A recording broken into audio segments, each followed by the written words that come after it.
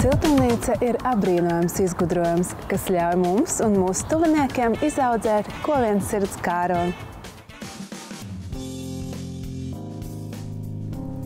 Uzņēmums Averto jau 5 gadus Latvijas un Baltijas tirgū piedāvā telts, nojums un siltumnīcas.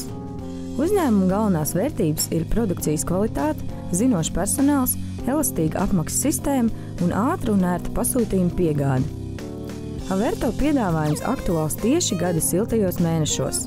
Dārza īpašniekiem lieti noderēs tuneļveida siltumnīcas. Šīs siltumnīcas no Latvijas tirgū līdzīgiem piedāvājumiem atšķiras ar izturīgu konstrukciju un ilgmūžīgu ar UV filtru apstrādātu plēvi. Ja plānots pasākums, taču nav vēlams izdot daudz naudas, labs risinājums būs Averto nojums un lapenes.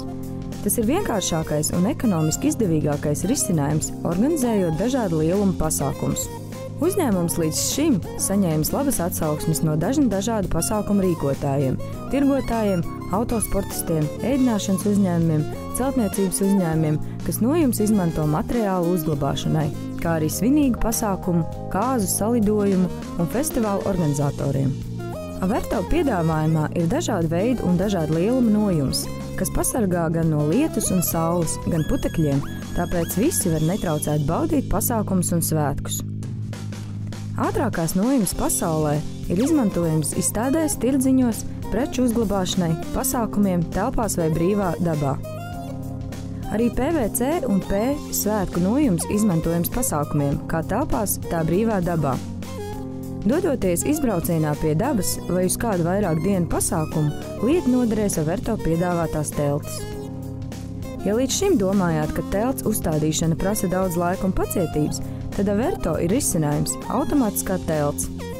Tāpat dažādām aktivitātēm un pasākumiem piemērots būs ātri un ērti uzstādāms 21. gadsimta mēbeles, kas izceļas ar augstu kvalitāti un modernu dizainu.